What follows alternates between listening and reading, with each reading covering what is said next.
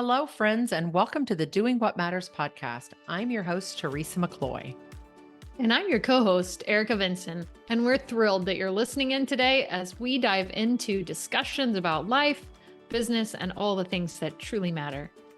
Here on the podcast, we embrace a holistic approach to living, a way of life that's rooted in rest, not rush. It's about connecting to our real self, our real life, and our real work, remembering who God uniquely created us to be, and redefine success through a different lens. So whether you're here to find inspiration, practical advice, or just a moment of connection, we're glad you're here. So before we dive into the conversation too far, we want you to check out a resource. And that resource is actually a sample guidebook that we have for you that relates to the book, Do What Matters.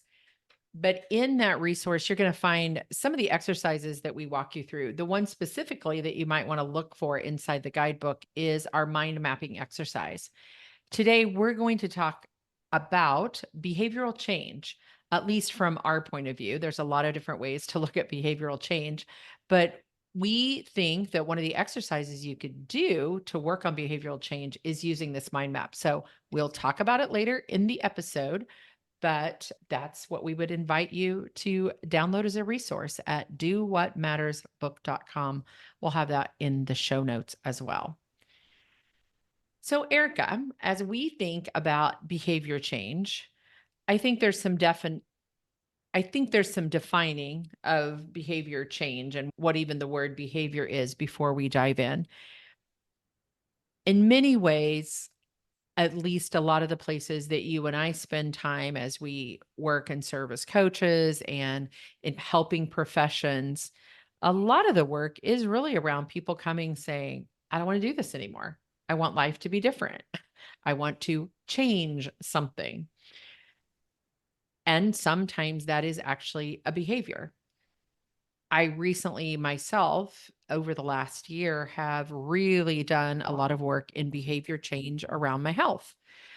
I was diagnosed with some health issues, something called Hashimoto, which is an autoimmune disease. And after finding that out and really getting to the root of the cause, needed to make some behavioral changes, mostly trying to live gluten-free, dairy-free lifestyle.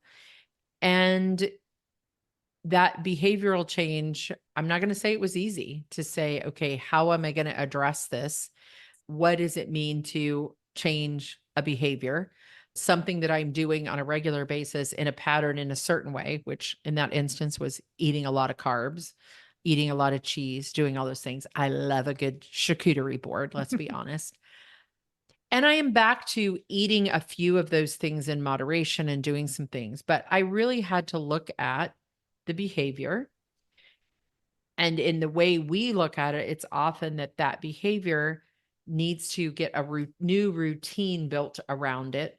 I need to make some new routine everyday changes. Hopefully, after a period of time, then those new rivers form in my brain that become, now it's a rhythm. I don't really think as hard about the change of behavior in my eating and my diet. And then in some instances, not necessarily in this example I'm using, but in some instances in our lives, that rhythm that we've created actually can move to a whole nother level that we talk about here at the process that becomes a spiritual rhythm. And we'll talk about that more. But first of all, let's just talk about how we can become aware that there's even a behavior that we want to change. Yeah, as we look at behaviors, I think that indicator that you talked about is sometimes that question goes back biblically to Romans 7. Why do I do the very thing I don't want to do? And so sometimes it's us going, how did I end up here again? Or we get to a place where we're continuing to start to see patterns and we say, something has to give, something has to change. And so often it's pain, often it's resistance or something that has tripped us up that causes us to be aware of. It could be something of growth and a transition season where we're like, oh, this new opportunity in my family, in my work, actually invites me to something totally new. And so Mhm. it may be a change of behavior because of a positive reason. So it could be something that we're forced to pay attention to or something that we choose to pay attention Yeah, to. I agree. I think we're in a season right now in a time of year where we're recording towards the end of September, and we see a lot of people that have sent their kids back to school, or now they have all their kids in college. So they have this open season. And so sometimes behavior change comes even as a positive invitation of like, my life shifted and I want to create some new behaviors around it. Because if I don't, life will happen to me. And all of a Mhm. sudden, the behavior that I had of maybe a lot more time, or maybe a child gets their license and now you don't have to drive them everywhere. So instead, zone out on Netflix because you don't have to take them anymore. So behavior change can come up on us, whether we need to change the behavior or we now have an opportunity to create a new behavior. I think both are part of where we get to this point. We hear this all the time of, I want to do this differently. This isn't working, or I have this opportunity. And practically just noticing, how do we even become aware of that? One of the things you just mentioned is coaching. So obviously conversations are places where we can become aware of, oh my goodness, I talk about this all the time and it's not in a positive light, or I do have an opportunity and I want to process that out loud. So some of it is just processing it, whether it's with a coach or a trusted friend. Sometimes you may be someone who journals. And so practically even writing out, what are some of the things that I'm aware of in my, maybe even as I take a moment to sit and notice my body. Where am I holding stress? Where do I have pain or something that's causing me irritation? And the practice of review that we talk about a lot too, just that self reflection, giving ourselves the space to breathe is such a gift to go, whew, what's Yeah. going really well? And what would I really like to shift? All those things that you mentioned are good. And if we just talked last episode about the words that we tell ourselves, and so the language that we're developing, and if we hear ourselves in a rut, in a saying of the same language, that is an opportunity to go, maybe I need to create something new here. Maybe this idea that I keep saying this thing, or I keep talking about wanting to, for example, what I shared earlier, I talked a lot about, I got to work on my health. I got to work on my health, not only for weight loss, but just for overall feeling better, sleeping better, different things. But until I took some action, created some new routines around that, and really went through that process, it wasn't going to happen. So let's talk about, we've identified the behavior. We know that this is something I want to change. And I do want to say this. When I talk about behavioral change, yes, there is the depth of behavioral change of, because I have this in our family story of addictive behaviors. So addictive behaviors are a whole nother thing than we're talking about here. That's a deeper place that you may need to go with someone that's a therapist or a counselor or a treatment, those types of things. We're not talking that deep right now, although they're similar related things. We're talking about our everyday ordinary behaviors that we want to change. So we've identified there's a behavior, and now we're going to move into, I've got to take some action on it. So we use a word called, now I need to create some routines, or another word people might say is habits around it. A routine really is just looking at, how can I create some new behaviors that happen rhythmically or that happen more consistently. So it's not a random act, but it really is just a regular course. And we're setting a new way. As I think about, and it doesn't always have to be food related, but I'm a snacker and I work from home. So identifying that I snack throughout the day when I'm at home, it's okay. What would a routine look like for me? Well, what if I plan the snacks? And I go in and I put the almonds and the dark chocolate and I bag it in little snack baggies to where I know, here's what I'm going to eat throughout the day. And I'm not telling myself I can't, oh, we're not going to snack anymore, because there's nothing wrong with snacking. It's a plan. So I have a Mhm. plan. So one of Yeah. the ways that you might plan, because many times when you're wanting to change a behavior, there's some resistance in the beginning because If it was easy, you'd have already done it. Let's just Mm, be honest. So yeah. you've got to get on a plan. You've got to have some type of plan. And so one of the things that I talked about it in the download that we suggested, it's the idea of brain dumping out what you could do, what's possible. Let's use your example of I want to stop snacking all day long on things that might not be healthy for me. So I'm putting that in the center of the paper with a circle around it. And I'm coming up with all kinds of ways that I could create some new routine around the behavior of snacking during the day. And so you mentioned I could, first of all, I could buy healthy snacks, right? So that's one thing that would help. I could bag them up on a regular basis and know how many, all these things. Put those all in little circles around the outside and just let yourself be creative on this behavioral change. What are all the things I could do, right? And then how would you approach that next, Erica? Once you had all those ideas, what would you do with that? Well, it could become a project, even something that we're going to focus on. And research talks about habits.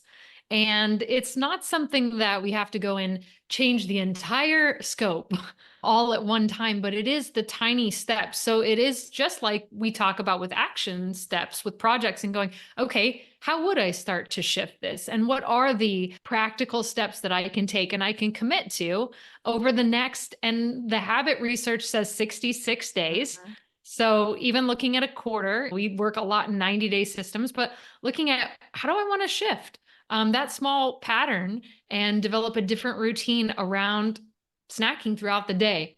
I heard years ago someone say the word diet, it has such a negative connotation. You just die to it. I'm gonna And die. yet, if you just rearrange the letters, the word is edit. And that's really what you're doing. You're editing your behavior to say, I want to approach this in a fresh way. And as you say that, one of the things that I found even in this last year with really coming to grips with what's going on with my body, what's going on with my health, what's causing all of this, and knowing I needed some new lifelong ways of living life is I cut myself some slack to say, I'm not going to worry about exercise.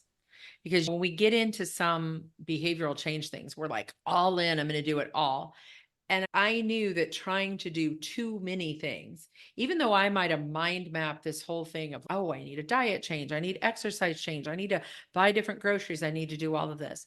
All I said for really almost 9 or 10 months is, I'm just going to look at taking carbs and dairy out of what I eat. That's all I'm Mm. going to worry about.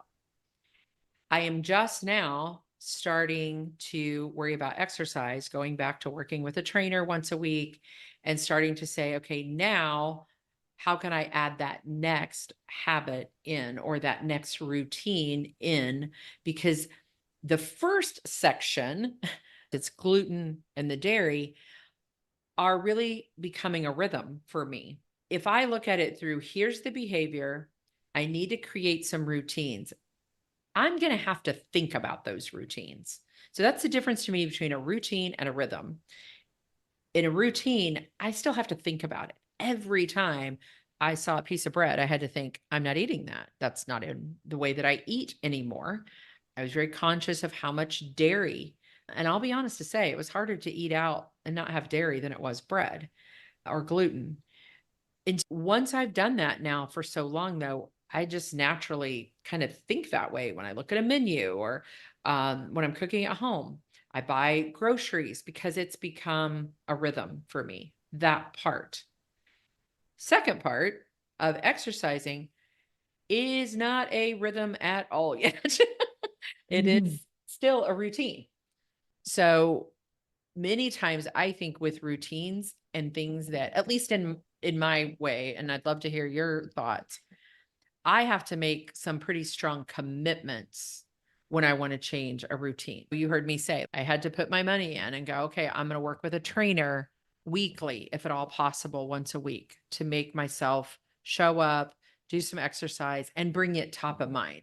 So I'm back at the routine phase in this whole behavioral change. I had to break it down. I had to mind map it, dump it, and say, what's the thing I can do?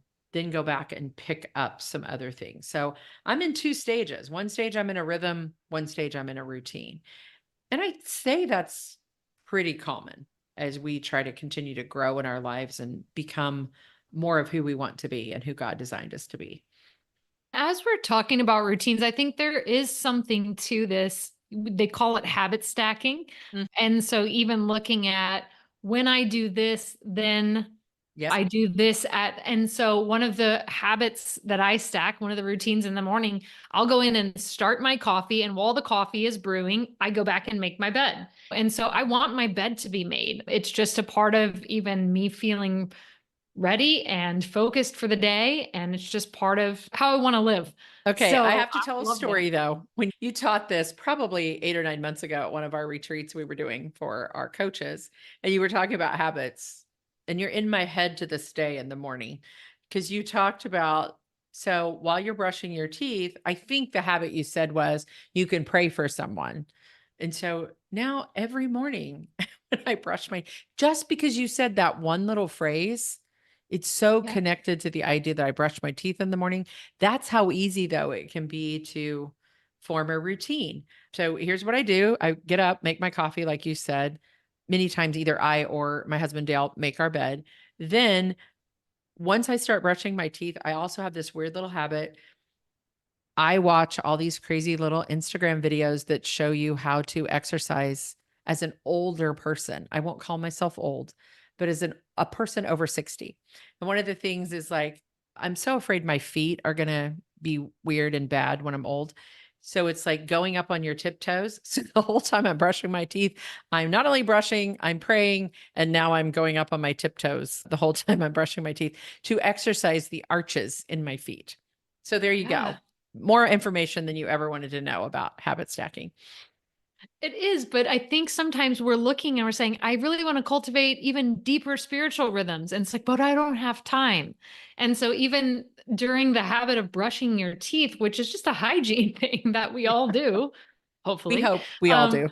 and if with an electronic toothbrush, I mean, it goes for 2 minutes. So if I want to cultivate a rhythm of prayer, if I haven't prayed that day, what an opportunity for me to take those 2 minutes when I can't be speaking. I can be listening, I can be talking to God in my head. Solitude. Yes. Yeah, it's Yeah. Except solitude. for the electric toothbrush.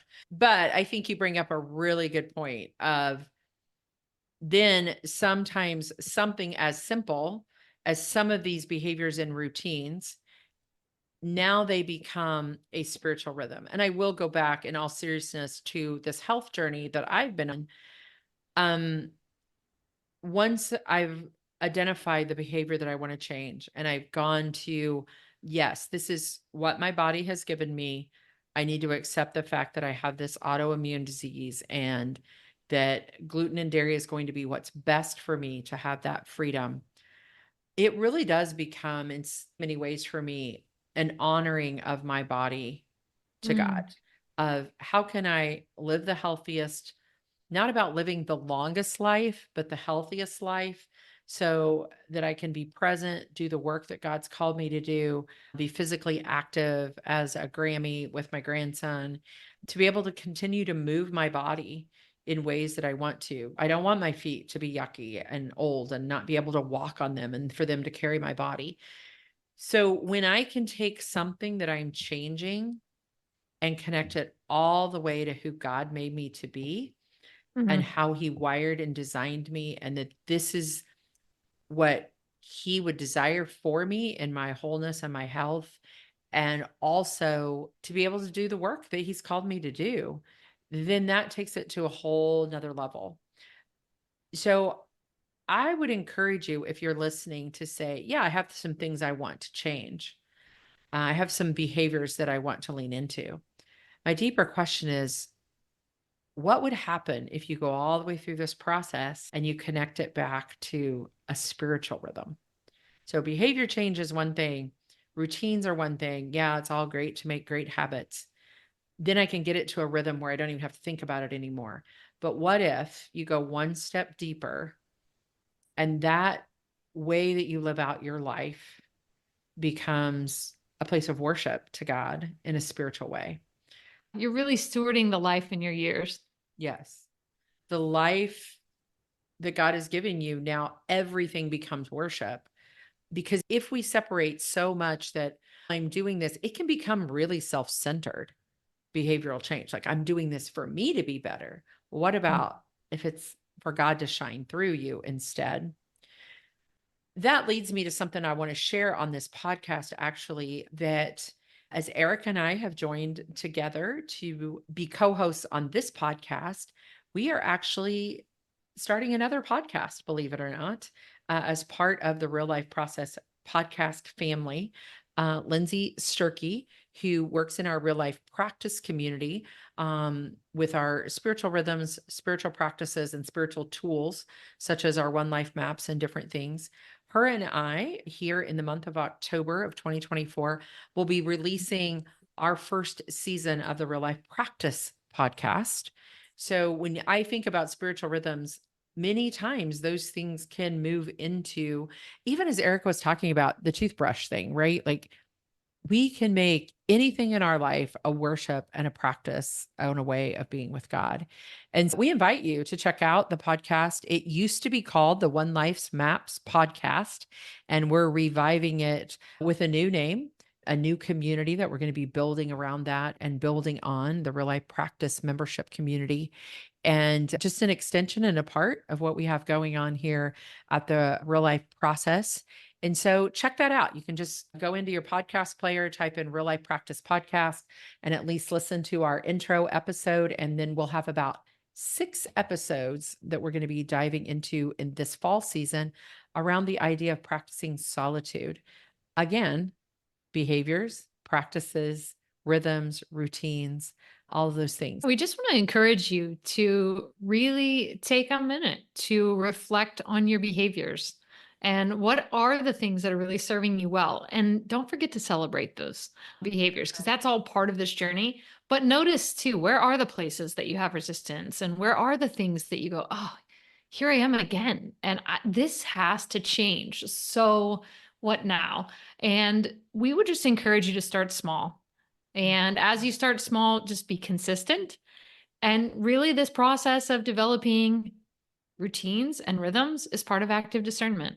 And you're going to find that some behaviors fit really well for the season and they become those routines. And then you can develop the rhythms. And if they don't serve you well, go back and refresh and restart again. And that's the beauty of it, is we're all walking one another home. And just notice what new routines might actually become rhythms. And then, as you even took it a step further, Teresa, really ways of honoring God and the way he's made you. Absolutely. So a couple things you could do is download that sample guide because you'll have some just ways of walking through that mind mapping process inside of there. You'll find the pages really easy. It's the ones with the circles on it. Download that. And then you could do us the favor of going out and downloading and subscribing to our brand new podcast, the Real Life Practice Podcast. And friends, we just invite you, part of all of this that we're living and walking out is being present in the moment. So just remember that every ordinary day has an extraordinary moment. You just have to look for them. And we'll be back next week for more from the Real Life Process podcast. See you soon, friends.